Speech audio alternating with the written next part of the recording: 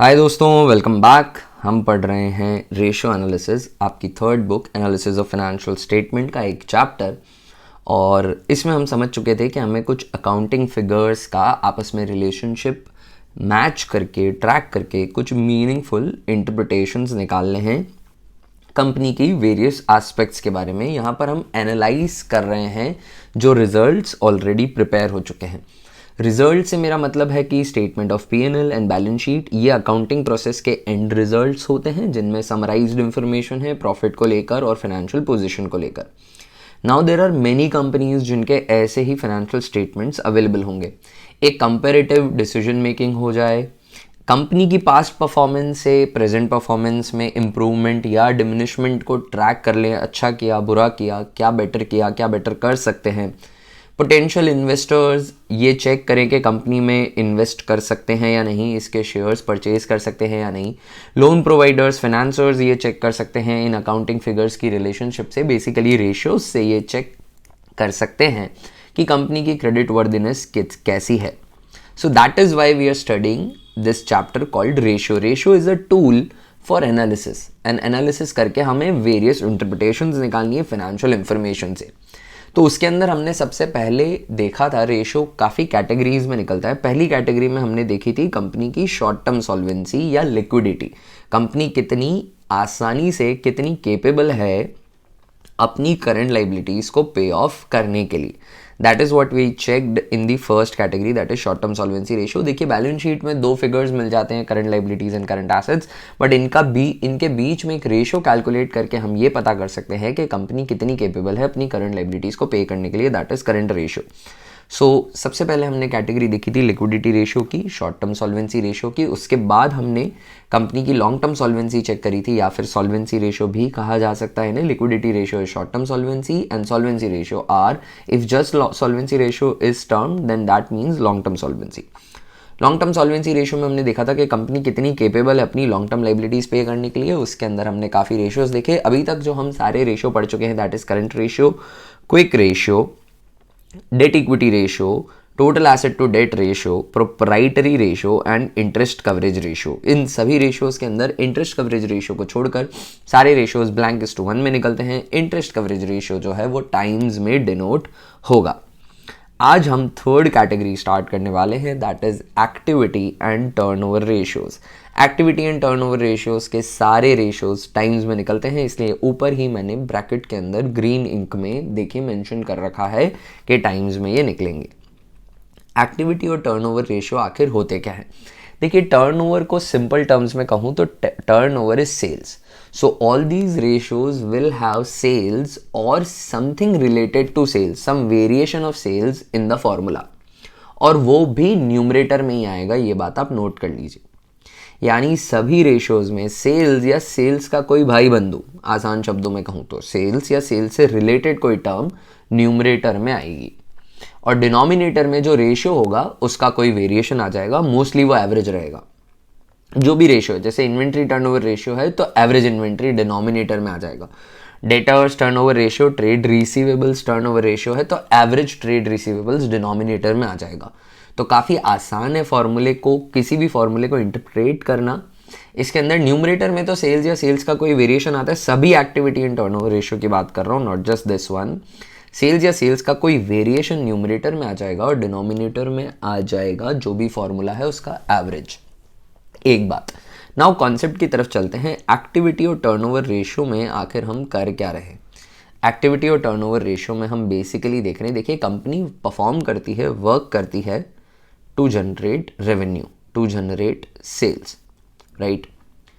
Now activity और turnover ratio में हम कंपेयर करते हैं कि जो कुछ भी रिसोर्सेज सेल्स की जनरेशन की तरफ लगेंगे, जो कुछ इन्वेस्टमेंट्स लगेंगे ताकि हम सेल्स कर सकें, हम उन सभी इन्वेस्टमेंट्स को सेल्स से कंपेयर कर रहे हैं कि इतना अमाउंट इन्वेस्ट किया तो कितनी सेल्स जनरेट हुई।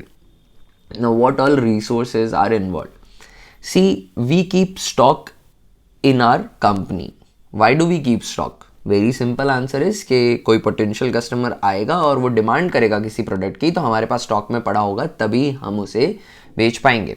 सो it is a necessity to keep some stock. आप ऐसा नहीं बोल सकते कि सर आप रुकिए 10 दिन बाद आना, मैं बना कर देता हूँ। That does not happen. आप वो सेल मिस आउट कर जाएंगे। तो आपको कुछ स्टॉक रखना है। Now the ideal situation that the company want would be कि कम से कम स्टॉक रखना पड़े और ज़्यादा से ज़्यादा सेल हो। मतलब मैं एकदम एग्जैक्ट जितनी डिमांड है उसको अच्छे से प्रिडिक्ट करके उतना ही स्टॉक रखूं जितनी सेल्स जनरेट हो, ताकि मैं कोई सेल्स मिस भी ना करूं और मेरा स्टॉक ज़्यादा भी ना पड़ा रहे। स्टॉक ज़्यादा पड़े होने के काफ़ी नुकसान है। वो ऑब्सोलीट हो सकता है, ख़राब हो सकता है, आउट ऑफ फैशन जा सकता है, एक्सपायर हो सकता है, पिल्फरेज हो सकती है, टूट सकता है, चोरी हो सकता है। All these are risk and the major risk, अगर ये कुछ भी ना हो तो भी एक जो प्रॉब्लम है, जो इशू है स्टॉक रखने से, वो ये है कि स्टॉक में फंड्स इन्वेस्टेड रहेंगे। स्टॉक फ्री में नहीं आता, पैसा लगेगा और वो पैसा इन्वेंट्री में इन्वेस्टेड रहेगा। तो अगर वो पैसा इन्वेंट्री में ब्लॉक्ड है, स्टॉक में ब्लॉक्ड है, तो उस पर अर्निंग नहीं होगी। हमें कुछ पैसा इन्वेंट्री में ब्लॉक करना पड़ेगा, इन्वेंट्री खरीदनी पड़ेगी, तो कुछ रिसोर्सेज उसमें ब्लॉक्ड रहेंगे। और जब तक वो इन्वेंट्री सेल आउट नहीं हो जाती तब तक वो कैश नहीं बनेगा, और कैश नहीं बनेगा तो मैं उसे वापस री इन्वेस्ट नहीं कर सकता, या तो बिजनेस में या कहीं और, ताकि मैं उस पर अर्न कर सकूं। सो इन्वेंट्री टर्नओवर रेशियो में हम सिंपली इन्वेंट्री को, स्टॉक को कंपेयर करते हैं सेल से। नाउ आप फॉर्मूले में देख रहे होंगे कि नीचे तो मैंने एवरेज इन्वेंट्री रखा है, क्योंकि पूरे साल की सेल्स कंपेयर कर रहा हूँ। पूरे साल में स्टॉक तो सेम लेवल का रहेगा नहीं, तो ऑन एन एवरेज कितना स्टॉक मेरे ऑर्गेनाइजेशन में रहता है। और एवरेज निकालने का इन्होंने सिंपल सा तरीका निकाल दिया है कि आप क्या करिए, साल के पहले दिन का स्टॉक और आखिरी दिन के स्टॉक का एवरेज ले लीजिए। पूरे साल का एवरेज निकालने की ज़रूरत नहीं है। मोर और लेस जो ओपनिंग स्टॉक, क्लोजिंग स्टॉक को ले लीजिए और उसका एवरेज ले लीजिए। So average inventory would be opening plus closing divided by 2, average inventory हो जाएगा। आप नोटिस कर रहे होंगे कि डिनोमिनेटर में तो इन्वेंट्री आ गया, बट इसका कंपैरिजन करना है सेल से, पर न्यूमरेटर में मैंने सेल्स नहीं लिखा है, मैंने कुछ और एब्रीविएशन लिखे हुए हैं, दैट इज कोरो।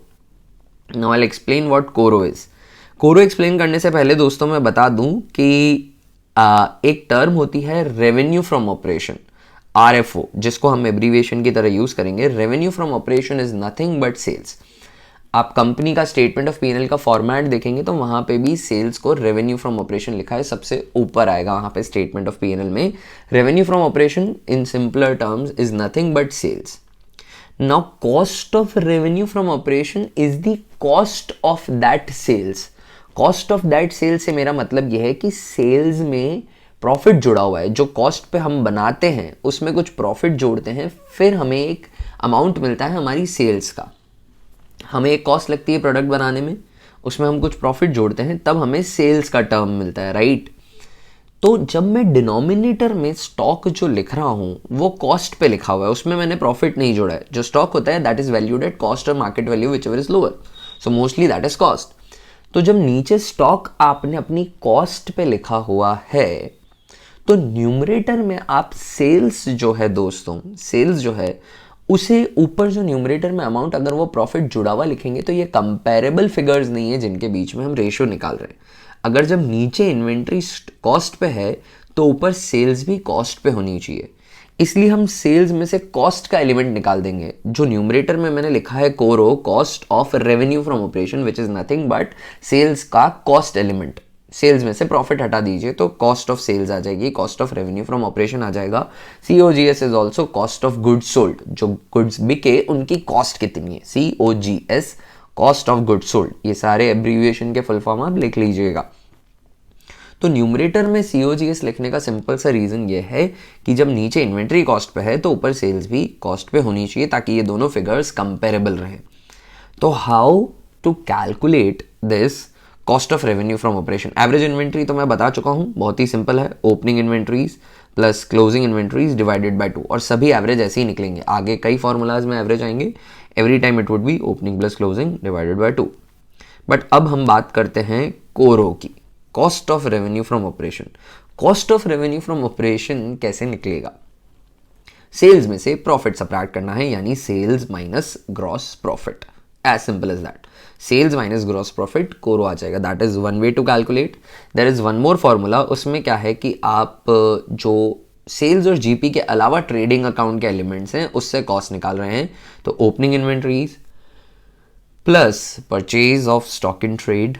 अगर आप बने बनाए गुड्स को खरीद कर बेचते हैं तो purchase of stock in trade आ जाएगा, plus cost of material consumed. Cost of material consumed से मेरा मतलब है कि अगर हम मटेरियल से हम प्रोडक्शन करते हैं, रॉ मटेरियल लेते हैं, फिर उस पर प्रोसेस लगा के उससे फिनिश गुड्स बनाते हैं, तो यहाँ पर आपको वो अमाउंट ऑफ मटेरियल लिखना है जो कंज्यूम हो गया। Cost of material consumed would be calculated by opening raw material plus purchase of raw material minus closing raw material. Directly mentioned होगा, अगर नहीं है तो आपको इस तरीके से कैलकुलेट करना है। क्वेश्चन में आएगा तो वहाँ मैं फॉर्मूला भी मेंशन कर दूंगा। Cost of material consume for now आपको ध्यान में रखना है ये बात कि opening raw material plus purchase of raw material minus closing raw material, तो कॉस्ट ऑफ मटेरियल कंज्यूम्ड आ जाएगा। ओपनिंग इन्वेंट्रीज, इसमें कितना बना बनाया माल खरीदा, कितना आपने और माल बनाया, बना बनाया माल खरीदा purchase of stock in trade, कितना और माल खरीदा that is cost of material, कितना और माल बनाया that is cost of material consumed, plus direct expenses, कोई भी डायरेक्ट एक्सपेंसेस हुए हैं इसको प्रोडक्शन में, डायरेक्ट एक्सपेंसेस वो जो प्रोडक्शन तक लगते हैं, ट्रेडिंग अकाउंट में जो डायरेक्ट एक्सपेंसेस आते थे 11 final accounts of sole proprietorship, उन्हीं डायरेक्ट एक्सपेंसेस की मैं बात कर रहा हूँ। एग्जाम्पल के तौर पे wages, octroi, factory expenses etcetera etcetera.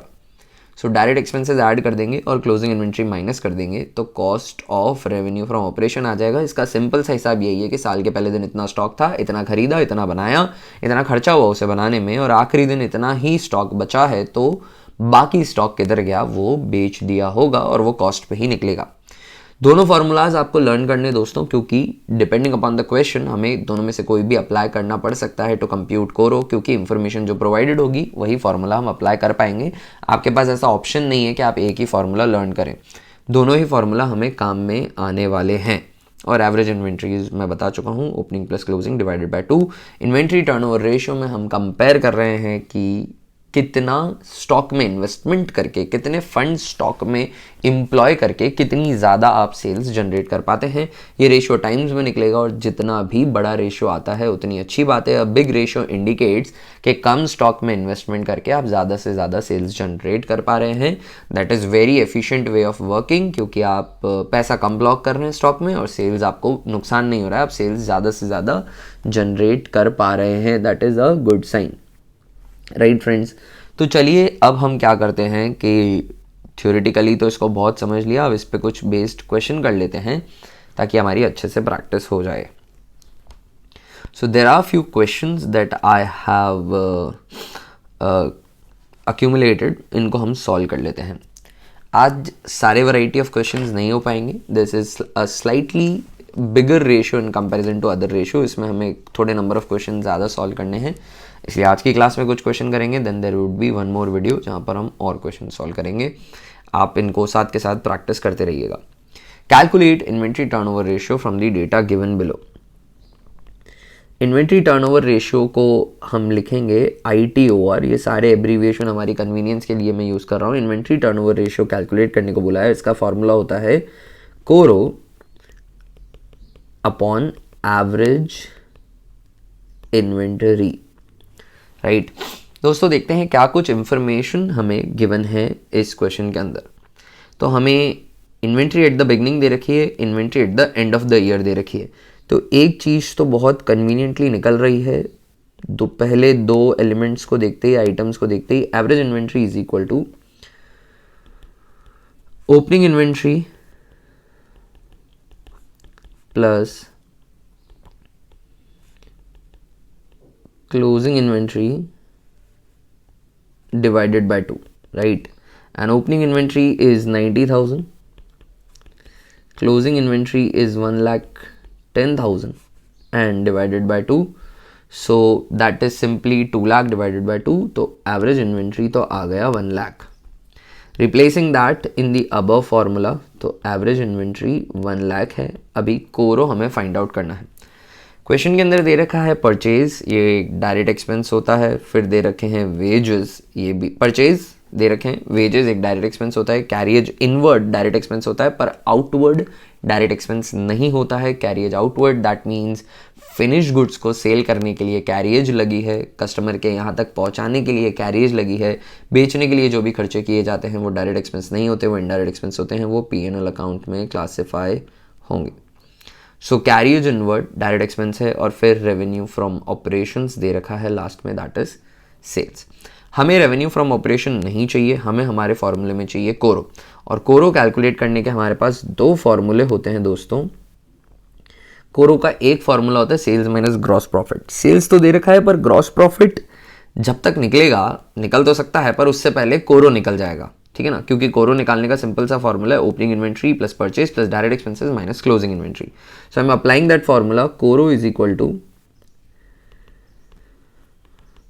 Opening inventory plus purchases plus direct expenses, and I think two direct expenses are mentioned, wages and carriage inward, and minus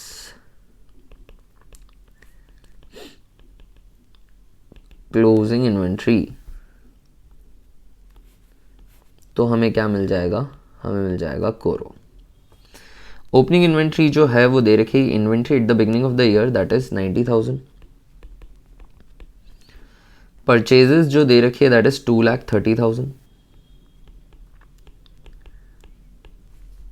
direct expenses जो दे रखे हैं that is wages 70 and carriers inward 20।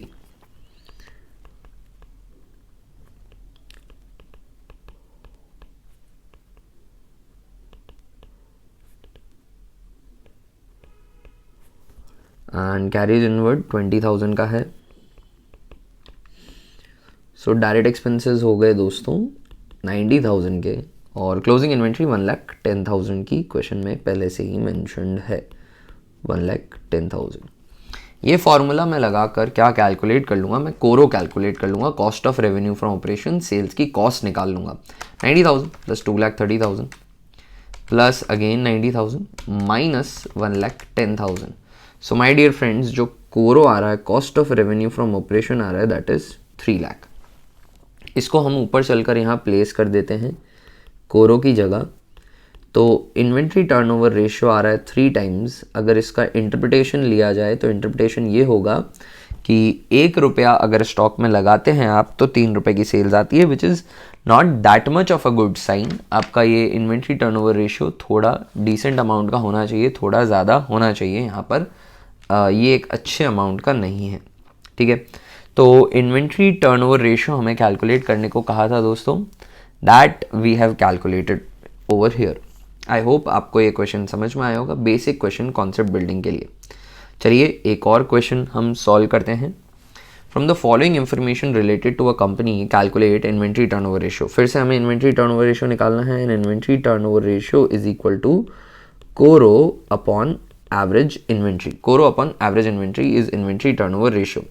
Now CORO निकालने के लिए हमें information चाहिए और AI निकालने के लिए भी हमें इंफॉर्मेशन चाहिए। देखते हैं क्या कुछ इंफॉर्मेशन दे रखी है। ओपनिंग इन्वेंट्री दे रखी है, क्लोजिंग इन्वेंट्री दे रखी है। सबसे पहले एवरेज इन्वेंट्री निकाल लेता हूँ, opening plus closing divide by 2। I am using shorter version of formulas. Exam में आए तो आपको पूरे फार्मूलाज लिखने हैं, प्रैक्टिस कर रहे हैं और लर्न हो जाएंगे, तो फिर इसलिए हम सेविंग सम टाइम। तो ओपनिंग इन्वेंट्री हमें दे रखी है 20,000 की और क्लोजिंग इन्वेंट्री दे रखी है 22,000 की डिवाइड बाय 2। मैं एवरेज इन्वेंट्री निकाल रहा हूँ 20 प्लस 22 डिवाइडेड बाय 2। तो एवरेज इन्वेंट्री आ जाती है 21,000 की, और इसको यहाँ हमारे फॉर्मूले में मेंशन कर देता हूँ। नाउ वी नीड कोरो। कोरो के लिए देखिए हमें ओपनिंग इन्वेंट्री दे रखा है, परचेज दे रखा है, वेजेस दे रखा है, कैरियज आउटवर्ड दे रखा है। सो कैरियज आउटवर्ड इंक्लूड नहीं होगा। रिटर्न आउटवर्ड दे रखा है। Return outward is basically purchase return. तो ये जो परचेज है मैं मानूंगा कि ये ग्रॉस परचेज मेंशन्ड है, और इसमें से रिटर्न आउटवर्ड माइनस कर दूंगा ताकि नेट परचेज आ जाए। रेवेन्यू फ्रॉम ऑपरेशन दे रखा है, कैरियज इनवर्ड दे रखा है, ये ज़रूर इंक्लूड होगा, कैरियज इनवर्ड इंक्लूड होगा। और रेंट दे रखा है, ये एक इनडायरेक्ट एक्सपेंस होता है, इसे भी मैं इंक्लूड नहीं करूंगा। और ये तो आप समझ ही गए होंगे कि कोरो का जो है बड़ा वाला फॉर्मूला लगाना पड़ेगा। Opening inventory add, of course net purchase add करनी है। नेट परचेज माइनस मतलब purchase minus purchase return add करने हैं। इसमें डायरेक्ट एक्सपेंसेस लेस करना है क्लोजिंग इन्वेंट्री, तो हमें मिल जाएगा कोरो। ओपनिंग इन्वेंट्री इज 20,000, क्वेश्चन में मेंशन्ड है। नेट परचेजेस निकाल लेते हैं, 80 की परचेज है और रिटर्न आउटवर्ड जो है, रिटर्न आउटवर्ड ध्यान रखिएगा, कैरिएज आउटवर्ड और रिटर्न आउटवर्ड में फ़र्क होता है दोस्तों। Carriage outward is an indirect expense but return outward is purchase return. तो परचेज में से माइनस हो जाएगी। नेट परचेज दे रखी है तो नहीं माइनस करनी है, नेट सेल्स दे रखी है तो भी रिटर्न एडजस्टमेंट नहीं करना है। पर अगर सिर्फ परचेज दे रखी है या ग्रॉस परचेज या ग्रॉस सेल्स दे रखी है तो फिर उसमें से रिटर्न एडजस्ट करनी है, क्योंकि बेसिकली ये रिटर्न हो गया तो ये परचेज का पार्ट नहीं, ये सेल्स हुई ही नहीं। तो 80,000 माइनस 1,000 मैं यहाँ मेंशन करके भी बता रहा हूँ। 80,000 माइनस 1,000 तो नेट परचेजेस जो हैं वो आ जाएंगी 79,000 की। आगे बढ़ते हैं। डायरेक्ट एक्सपेंसेस की मैं बात करूं तो डायरेक्ट एक्सपेंसेस में मुझे वेजेस दे रखा है और कैरिएज इनवर्ड दे रखा है। सो वेजेस प्लस कैरिएज पर सिर्फ इनवर्ड वाला ही ऐड मैं करूंगा। इन दोनों की टोटल लगा लेते हैं तो wages 9,000 and carriage inward is 4,000। 9 + 4 13,000 का डायरेक्ट एक्सपेंसेस हो जाएगा। एंड क्लोजिंग इन्वेंट्री हमें बहुत ही अच्छे से दे रखा है। क्लोजिंग इन्वेंट्री 22,000 का है, डायरेक्टली मेंशन्ड है। इसे मैं माइनस कर देता हूँ और अब मुझे कोरो मिल जाएगा। 20,000 प्लस 79,000 प्लस 13,000 माइनस 22,000 तो कोरो आ जाता है 90,000 का। फॉर्मूले में ऊपर जाकर प्लेस कर देता हूँ कोरो 90,000 का। एवरेज इन्वेंट्री 21 का है ही, तो जो आंसर है हमारा वो आ जाएगा 4.29 टाइम्स। 1 रुपया अगर स्टॉक में इन्वेस्ट करते हैं तो 4.30 रुपीज़ तक की आप सेल्स जनरेट कर लेते हैं। ठीक है, and that is it guys. ये रेशियो हमने कैलकुलेट किया। आई होप आपको ये समझ में आया होगा। Another variation of question that can be asked for inventory turnover ratio is कि हमें इनकम स्टेटमेंट दे रखी होगी, जैसा कि आप देख पा रहे हैं यहाँ पे इनकम स्टेटमेंट बनी हुई है ऊपर से लेकर नीचे तक, और फिर हमें कहा है कि हमें कैलकुलेट करना है इन्वेंट्री टर्नओवर रेशियो। सबसे पहले तो मैं वही करूँगा। इन्वेंट्री टर्नओवर रेशियो का फॉर्मूला लिख दीजिए, कोरो अपॉन एवरेज इन्वेंट्री। दोस्तों क्वेश्चन सही हो ना हो, एक बार फॉर्मूला के मार्क्स मिल जाएं, इसलिए आप फॉर्मूला प्रॉपर्ली मेंशन कर दीजिएगा। नाउ एवरेज इन्वेंट्री चाहिए हमें। Average inventory, if you are witnessing this income statement, या इसको कहूँ कि कंपनी अपना P&L अकाउंट, आसान शब्दों में कहूँ तो कंपनी अपना P&L अकाउंट कुछ इस तरीके से बनाती है जैसा आप देख रहे हैं। स्टेटमेंट फॉर्मेट में बनता है, जैसा हमने 11th में एक सोल प्रोप्राइटर का बनाया था प्रॉफिट एंड लॉस अकाउंट, वैसा नहीं बनता है। यहाँ पे डेबिट क्रेडिट नहीं होता, यहाँ पे इनकम्स में से एक्सपेंसेस माइनस हो जाते हैं। सिर्फ प्रेजेंटेशन तक का तरीका अलग है दोस्तों, कॉन्सेप्ट नहीं बदल सकते कहीं पर भी। तो यहाँ पर भी वही चीज़ करी है। सेल्स में अदर इनकम जोड़ दी और उसके बाद सारे एक्सपेंसेस माइनस कर दिए जितने भी हैं। यहाँ पर अगर हम देखेंगे तो आप नोटिस करिएगा कि जैसे कंपनी की बैलेंस शीट में नोट्स टू दी अकाउंट्स होते हैं, वैसे ही इस इनकम स्टेटमेंट में भी नोट्स टू दी अकाउंट्स हैं। और यहाँ पर चेंज इन इन्वेंट्री का आपको नोट्स टू दी अकाउंट मिल रहा है 1। नोट्स टू दी अकाउंट 1 में जाएंगे आप तो नोटिस करेंगे कि चेंज इन इन्वेंट्री में इन्होंने लिखा है opening inventory minus closing inventory. हमेशा चेंज इन इन्वेंट्री इसी तरीके से दिया जाएगा। तो ओपनिंग इन्वेंट्री और क्लोजिंग इन्वेंट्री हमें क्वेश्चन में मेंशन्ड है। इन्वेंट्री टर्नओवर रेशियो निकालने के लिए हमें एवरेज इन्वेंट्री चाहिए, तो एवरेज इन्वेंट्री का फॉर्मूला हो जाता है opening plus closing divided by 2। Opening inventory जो है वो है 80,000 की, क्लोजिंग इन्वेंट्री जो है वो है 60,000 की। 80 + 60 डिवाइडेड बाय 2, तो एवरेज इन्वेंट्री आ जाएगा 80 + 60 140 डिवाइड बाय 2, तो एवरेज इन्वेंट्री जो होगा वो आ जाएगा 70,000 का। इसे हम यहाँ पर एक बार हमारे क्वेश्चन में प्लेस कर देते 70,000। Now we need is CORO. We know that CORO is opening inventory plus purchase of stock in trade, then cost of material consumed, then direct expenses, then closing inventory subtract करेंगे तो हमें कोरो मिलेगा। देखते हैं question में क्या कुछ दे रखा है।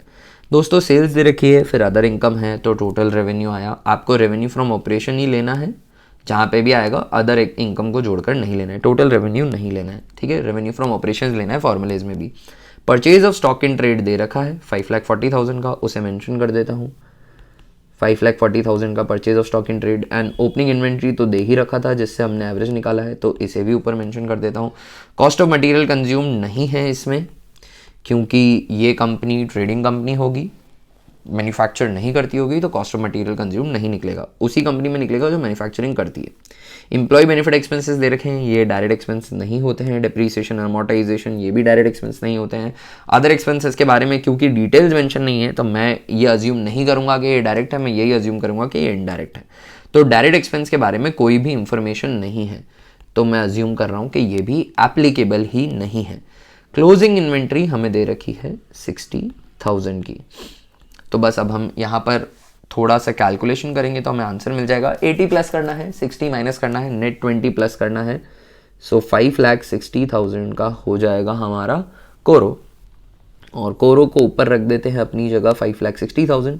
अब बस आपको कैलकुलेशन करनी है, तो आंसर आ जाएगा वेरी कन्वीनियंट, 7 8 56, तो 8 टाइम्स आ रहा है। Very good sign. 1 रुपये के स्टॉक पे 8 रुपये की सेल्स जनरेट कर लेते हैं, विच इज़ गुड। सो ये था स्टेटमेंट ऑफ पीएनएल को यूज़ करके इन्वेंट्री टर्नओवर रेशियो कैलकुलेट करना। दोस्तों आई ट्रूली होप कि आपको ये क्वेश्चन समझ में आया होगा। एक और क्वेश्चन चलिए हम प्रैक्टिस करते हैं इन्वेंट्री टर्नओवर रेशियो का ही। ज़्यादा कॉम्प्लिकेटेड क्वेश्चन नहीं है। यहाँ पर भी इनकम स्टेटमेंट दे रखी है। इनकम स्टेटमेंट में थोड़ी सी डिटेल्स एक्स्ट्रा मेंशन होंगी in comparison to the previous question. थोड़ी सी कैलकुलेशन और इन्वॉल्व हो जाएगी और हमें इन्वेंट्री टर्नओवर रेशियो निकालना है। दोस्तों आपके सामने है एक statement of profit and loss of a company, और हमें कैलकुलेट करना है इन्वेंट्री टर्नओवर रेशियो। साथ में एक और चीज़ कैलकुलेट करनी है, एवरेज एज ऑफ इन्वेंट्री। मैं आपको एक बार इन्वेंट्री टर्नओवर रेशियो कैलकुलेट कर ले हम, उसके बाद एवरेज एज ऑफ इन्वेंट्री भी बता दूंगा। सबसे पहले हमें बनाना है इन्वेंट्री टर्नओवर रेशियो। इसका फॉर्मूला होता है CORO, cost of revenue from operations upon AI, average inventory. Average inventory जैसा कि आप देख पा रहे हैं नोट्स टू द अकाउंट सीधे वहाँ पर ओपनिंग इन्वेंट्री और क्लोजिंग इन्वेंट्री दे रखा है। तो average inventory is equal to opening plus closing divided by 2। Opening inventory जो है that is 60,000 and closing inventory is 68,000 and divide by 2। So 60 plus 68 divided by 2, तो 64,000 का ये आ जाएगा एवरेज इन्वेंट्री। ठीक है, तो 64,000 का एवरेज इन्वेंट्री हो गया। Now we need to calculate CORO. CORO के लिए दोस्तों हम जानते हैं कि सेल्स माइनस ग्रॉस प्रॉफिट एक फार्मूला होता है, पर वो कंप्यूट करने का यहाँ पे कोई स्कोप दिख नहीं रहा।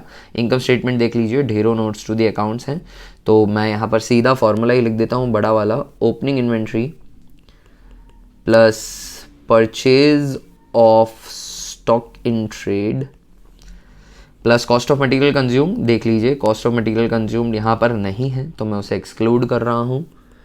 Add direct expenses, 2-4 direct expenses हो सकते हैं, माइनस क्लोजिंग इन्वेंट्री, तो हमें मिल जाएगा कोरो। राइट, ओपनिंग इन्वेंट्री क्वेश्चन में मेंशन था 60,000 का, उसे लिख देता हूँ 60,000। Purchase of stock in trade, purchase की बात करें कोई नोट्स टू दी अकाउंट नहीं है, 2,50,000 का है, उसे भी मेंशन कर देता हूँ। अब बात करते हैं एक एक नोट्स टू दी अकाउंट की। चेंजेस इन इन्वेंट्री, इससे ओपनिंग और क्लोजिंग मिलता है। ओपनिंग 60 लिख चुका हूँ, क्लोजिंग भी अपनी जगह 68,000 मेंशन कर देता हूँ। Here we go. अब second notes to the account पे आते हैं employee benefit expenses. Employee benefit expenses को आप जब एक्सप्लोर करेंगे तो वहाँ पे वेजेस दे रखे हैं 58,000 के, and wages are direct expenses. Salaries indirect expense होते हैं, तो वेजेस जो हैं 58,000 के वो मैं नीचे मेंशन कर दूंगा डायरेक्ट एक्सपेंसेस में।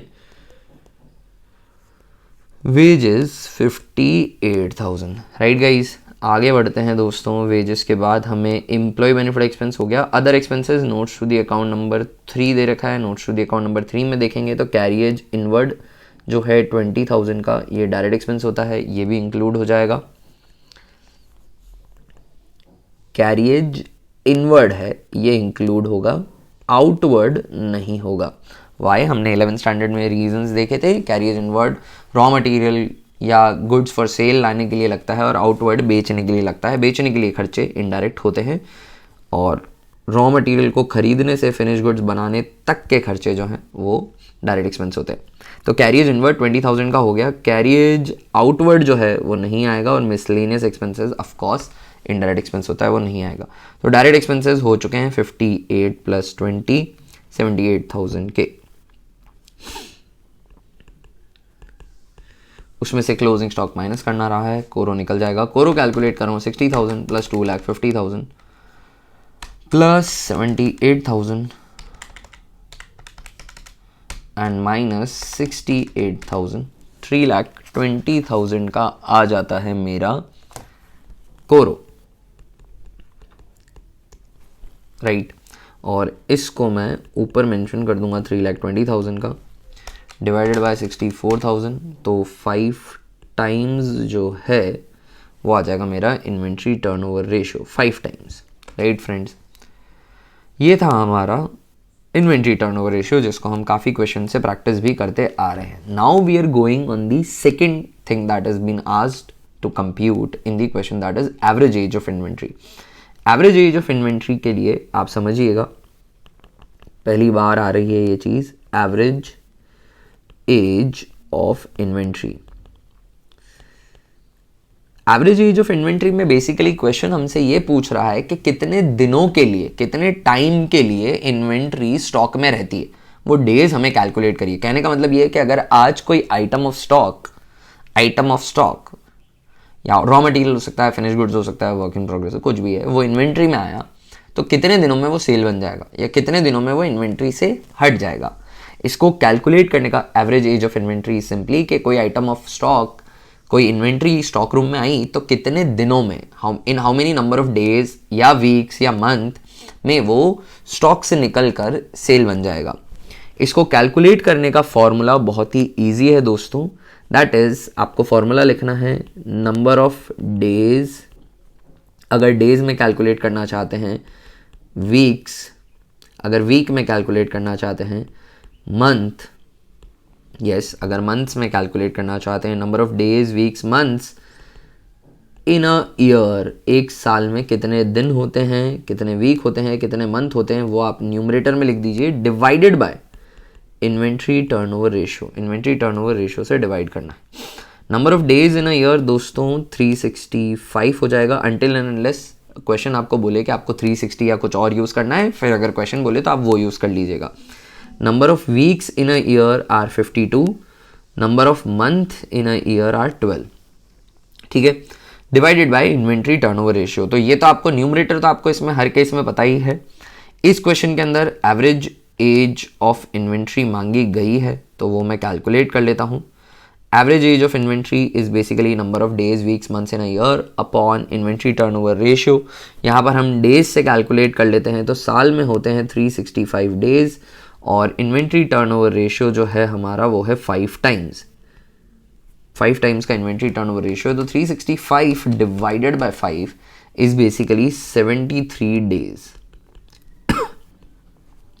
सो दोस्तों average age of inventory 73 days आता है और इससे हम कह सकते हैं कि it approximately takes the company 73 days to convert an item of inventory into sales, ठीक है। तो इसका मतलब क्या हुआ, it takes 73 days for an item of inventory to convert into sales. Approximately, ये प्रिसाइज नहीं है, कुछ ज़्यादा भी हो सकता है, राइट। तो इन्वेंट्री जो है मतलब जो पैसा है आपका 73 डेज तक ब्लॉक रहता है इन्वेंट्री में। एक बार इन्वेंट्री आ गई तो 73 डेज लगेंगे, जितना भी अमाउंट है उस इन्वेंट्री में ब्लॉक वो फ्री होने में। सो दोस्तों आई होप आपको ये क्वेश्चन समझ में आया होगा और आज के क्लास में किए हुए सारे क्वेश्चन समझ में आए होंगे। इन्वेंट्री टर्नओवर रेशियो कैलकुलेट करना, फॉर्मूला लर्न कर लीजिएगा, एवरेज एज ऑफ इन्वेंट्री भी दिमाग में ध्यान में रखिएगा।